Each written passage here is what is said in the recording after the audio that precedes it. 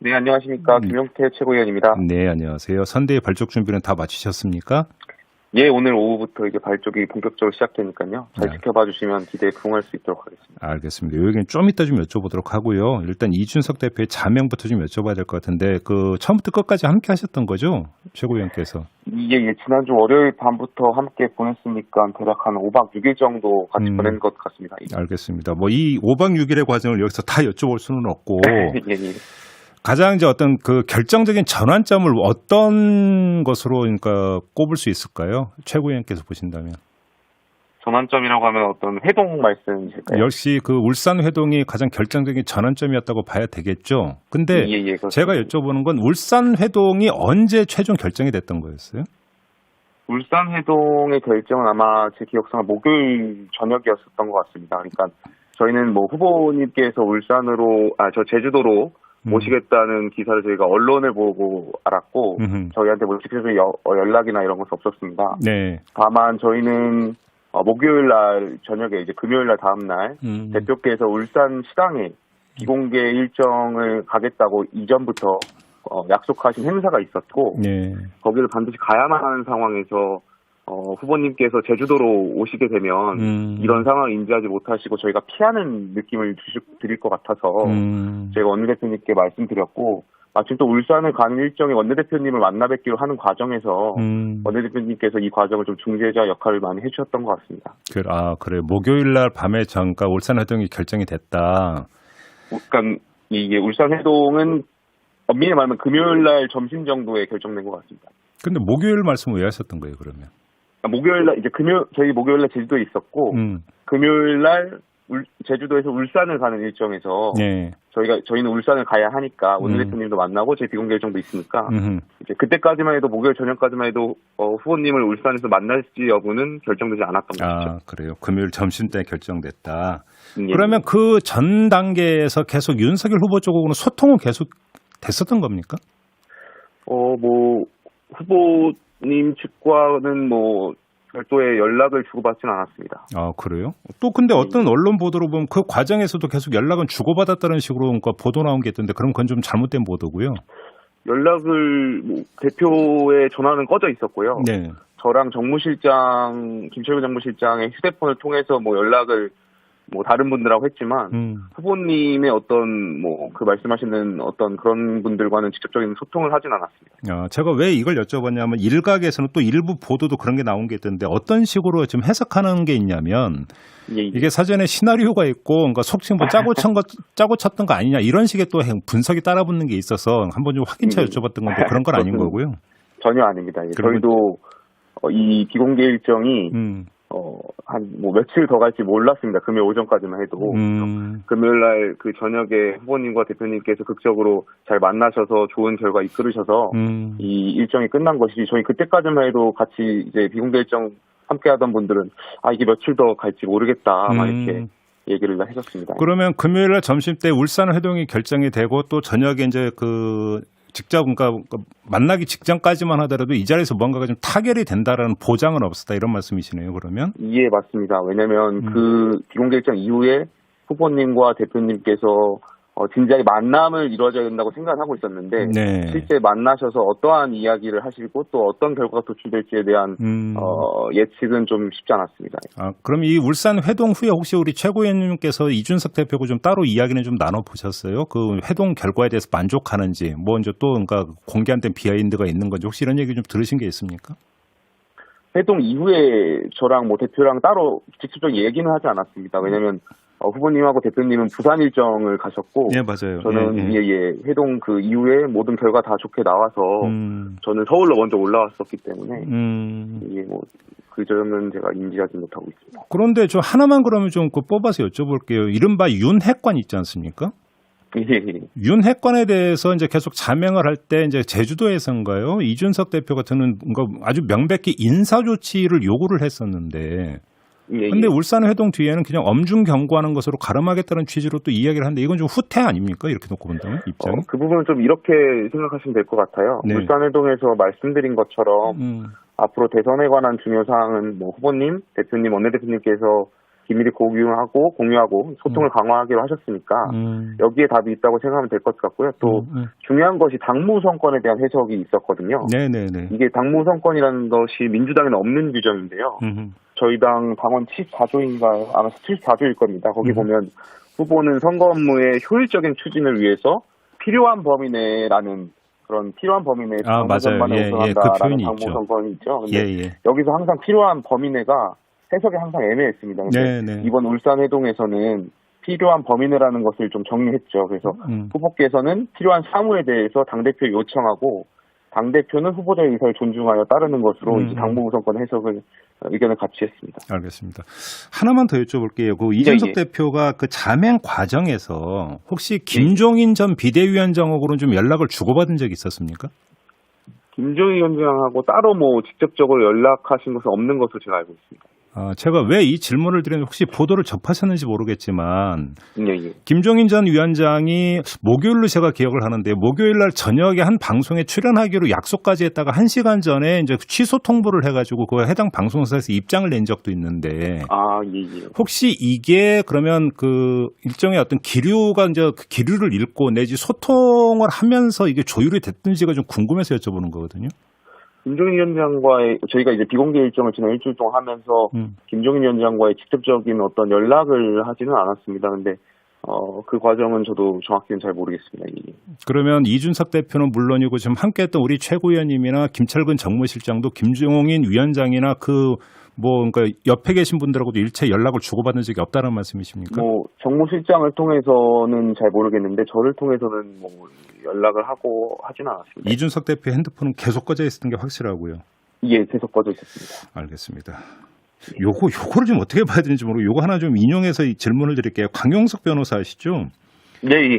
강용석 변호사 쪽에서 이번에 윤핵관이 아니라 이핵관이라고 하는 표현을 쓰면서 당내 분란을 일으키는 사람들이라고 공격을 했던데 어떤 말씀 주시겠어요? 제가 그래도 야당의 최고위원인데 이핵관은 좀 너무했고요. 저는 그냥 김용태입니다. 네. 저는 인터뷰를 할 때 거의 대부분 제 실명으로 하고요. 익명으로 하더라도 누군가를 뒤에서 비방하거나 흔들 목적으로 하지 않습니다. 근데 언론에서 말씀하시는 그런 핵심 관계자랑은 조금 다른 결의 이야기 같고요. 그리고 말씀하신 일각에서 말한 그런 그 멤버들은 정치를 하면서 또래로 친하다 보니까 가끔 밥도 먹고 술도 마시고 하는 그런 사이이지 그 이상 그 이하도 아닙니다. 그래서 그걸 가지고 이핵관이라고 표현하면 제가 좀 섭섭하죠. 저는 그냥 김용태입니다. 알겠습니다. 우리 최고위원님 청년 최고위원이시니까 아마 관련된 질문으로 좀 집중을 해서 좀 질문을 드릴게요. 이준석 대표가 이제 상당히 반발했던 이유 중에 하나는 이제 이수정 공동 선대위원장 임명과 관련된 것으로 지금 보도가 되고 있는데 먼저 우리 그 최고위원님도 청년 최고위원이시고 이 문제 아니면 아주 각별한 관심을 가지셨을 것 같은데 결이 정확히 어떤 거였다고 파악을 하세요? 대표께서는 공개적으로도 이수정 교수의 영입을 반대 의사를 분명하셨고요. 그랬었죠. 후보께서는 대표가 해주신 역할도 있고 이수정 교수가 해주신 역할도 있다고 인지하셨던 것 같아요. 그래서 그 영입 과정에서 대표는 분명히 반대 의사를 했지만 후보님의 어떤 뜻을 따르겠다고 말씀하셨으니까 그렇게 해석하시면 될 것 같습니다. 근데 문제는 이수정 공동 선대위원장이 이제 계속 활동을 하게 되는 거 아니겠습니까? 그러면 예를 들어서 2030 문제에 접근하는 과정에서 이준석 대표와 이수정 공동 선대위원장 간의 이견과 갈등이 노출될 가능성은 상존해 있다고 봐야 되는 거 아닌가요? 그러니까 저희는 그렇습니다. 그러니까 국민의힘이 지향하는 정강정책이라는 큰 틀에서 그 스펙트럼 안에서 다양하고 많은 사람들의 의견을 받고 그분들의 지지를 받아서 안정적인 정권 교체를 해야 되기 때문에 저는 그렇게 해야지만 안정적인 정권 교체가 가능하다고 생각해서 그 측면에서 이해해 주시면 될 것 같습니다. 그래서 또 후보님의 뜻이 확고한 만큼 이준석 대표를 비롯한 지도부의 기본적 입장은 윤 후보님의 뜻을 존중하겠다는 것이고 또 다만 국민의힘이 불필요한 젠더 논란의 중심이 되는 것은 저는 절대 원치 않습니다. 그래서 특정 집단의 의견을 존중하기 위해 어떤 명백한 분열 양상을 눈앞에 두고 소위 일각에서 말하는 그런 갈라치기에 나설 생각은 없습니다. 저는. 근데 관련된 지금 일이 지난 4일에도 있었는데요. 당사 앞에서 이수정 공동선대위원장 인선을 철회하라는 시위가 있었고 이때 유상범 법률지원단장이 당을 대표해서 사과까지 하는 일이 있었는데요. 근데 시위를 벌인 사람들이 이른바 여형 콘텐츠를 제작하는 사람들이다라는 보도도 있었는데 이건 어떻게 평가를 하세요, 그러면? 그것이 만약에 사실이라면은 저는 일각에서 사과나 이에 준하는 것들이 있어야 된다고 생각되고요. 네. 그 부분에 대해서는 조금 더 좀 지켜봐 주셔야 될 것 같습니다. 잠깐, 사과라고 하는 건 어떤 주체에 의한 어떤 사과를 말씀하시는 겁니까? 누군가를 혐오하거나 이런 것을 실제로 제작했다면 저는 이 부분에 있어서는 반드시 과거의 어떤 그런 부분에 있어서 좀 사과가 필요하다고 생각합니다. 그러면 이런 분들한테 유상범 그러니까 단장이 사과한 행위는 어떻게 평가를 하십니까? 제가 그 자맹 그 비공개 일정 동안 유상범 단장님이 사과한 것에 대한 것까지 제가 파악을 못하고 있어가지고요. 예. 그 부분은 지금 한번 제가 확인하고 말씀을 드려야 될 것 같습니다. 그래요. 알겠습니다. 예. 지금 그 2030 지지율이 이제 사실 대선판에서 이제 가장 중요한, 그다음에 이제 그 촉각을 곤두세우는 그 현상 아니겠습니까? 그런데 한 여론조사 보면 2030 지지율에서 이재명 후보가 윤석열 후보를 앞섰다라는 결과도 나왔다 이런 보도도 있던데 청년 최고위원으로 이런 흐름을 지금 어떻게 파악하고 어떻게 읽고 계세요? 저희가 지난 비공개 일정을 하면서 네. 몇몇의 여론조사를 보니까 저희 후보님에 대한 2030 지지율이 다소 좀 이제 기존 조사에 비해서 좀 떨어지는 양상을 좀 보았습니다.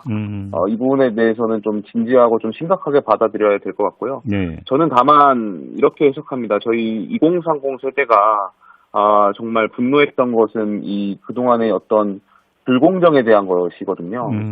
근데 저희가 보면 아시겠지만 좋은 자리, 좋은 권력을 가졌더라도 앞뒤가 다르신 분들이 많았잖아요. 네. 여기에 대해서 청년층이 굉장히 많은 분노도 있었고 네. 또 어떤 노력한 만큼 대우를 받지 못하고 인센티브를 받지 못한다는 점에 대해서 굉장히 많은 분노가 있었는데 저희 후보님을 보시면 알겠지만 어떤 후보님이 걸어오셨던 길을 보면 어떤 헌법이나 소신을 지키고자 하는 원칙주의자셨고 이러한 부분에 청년 세대에 있어서 이 부분을 더 부각하거나 포장하거나 뺄 것도 없이 있는 그대로 이 사실을 좀 홍보한다면 저는 2030 세대가 가지고 있는 어떤 시대 정신과 맞아 떨어진다고 생각되고요. 이 부분에 있어서는 저희 후보님을 더 지지할 것이라고 생각하고 있습니다. 그러면 예를 들어서 윤석열 후보의 이제 그 과거에 이제 120시간 발언 그리고 이제 최근에 주 52시간제라든지 최저임금제에 대한 발언 알고 계시죠? 예. 이런 발언이 청년들한테 그러니까 결코 긍정적인 영향을 주지는 못할 것 같은데요. 저도 30대 초반으로서 제 초중반으로서 제 친구들이 이제 직장을 다니고 있는데 네. 주 52시간에 대한 어떤 긍정적인 생각들이 많습니다.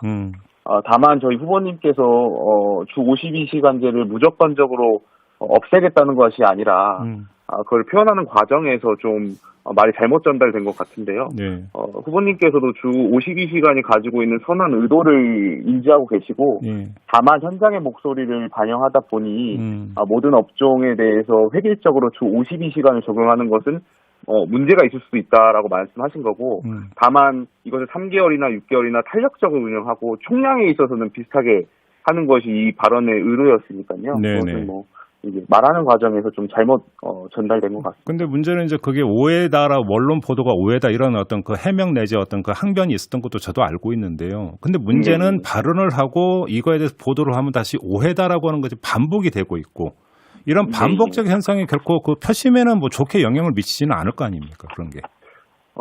이제 선대위가 본격적으로 발족했고요. 오늘 오후에. 그런 오해의 과정들이 점차 줄어나갈 것이라고 생각하고 있습니다. 저도 이제 청년 최고위원으로서 후보님을 잘 수행하고 또 보좌 해서 또 많은 또 의견들이 잘 전달될 수 있도록 노력하겠습니다. 근데 이제 선대위가 발족을 하면 선대위 차원에서 이제 청년 정책도 이제 당연히 조율을 하고 한 목소리를 내도록 노력을 하게 될 텐데. 근데 문제는 이게 어떤 실무 파트에서 조율을 하는 그 단계 그 다음에 이제 이게 그 최고 단계로 올라갔을 때는 이른바 언론 표현은 이제 삼김 체제로 이제 넘어가게 되는 거 아니겠습니까? 근데 여기서 어떤 세대적 간극이 그러니까 또 혼선을 불러일으키는 아니냐 이런 또 그러니까 전망도 있던데 이건 기우입니까? 저는 좀 많은 걱정이 되실 수도 있겠지만 저는 말씀하신 대로 기우일 것 같고요. 조금만 더 지켜봐 주시면 저희가 이제 체제를 이제 준비하고 완비되었으니까요. 국민들께서 그런 걱정이 없으시도록 제가 많이 노력하겠습니다. 지난 일주일 저희가 비공개 일정을 하면서 보면 많은 국민들께서 민주당이 어떤 말씀을 했는지를 기억하시는 것보다는 저희 국민의힘 야당의 어떤 일정이나 이런 것들 더 관심을 더 많이 가져주셨던 것도 사실입니다. 저희가 더 잘해서 많은 국민들께 정말 이 시대가 원하는 것이 무엇이고 또 어떤 정책을 잘 내놔서 정말 대한정당으로서 국민의힘이 가지는 어떤 매력이라든지 이런 것을 잘 선보일 수 있도록 노력하겠습니다. 마지막으로 이것만 여쭙겠습니다. 디나 씨라든지 어제 영입 발표했던 노재승 씨 같은 경우도 어찌 본다면 이제 그 청년 이렇게도 분류가 될 수 있을 것 같은데 이분들이 선대위에서 청년 정책을 조율하는데 아주 적임자라고 평가하십니까? 그리고 이런 분들로 충분하다고 평가를 하세요? 뭐 계속해서 앞으로 이런 분들을 계속 영입할 거고요. 뭐 이분들이 충분하다 않다는 전 중요하지 않고 더 많은 분들이 모이셔서 역할을 해주실 것이라고 생각하고 있습니다. 알겠습니다. 네. 자, 오늘 말씀 여기까지 나누죠. 고맙습니다.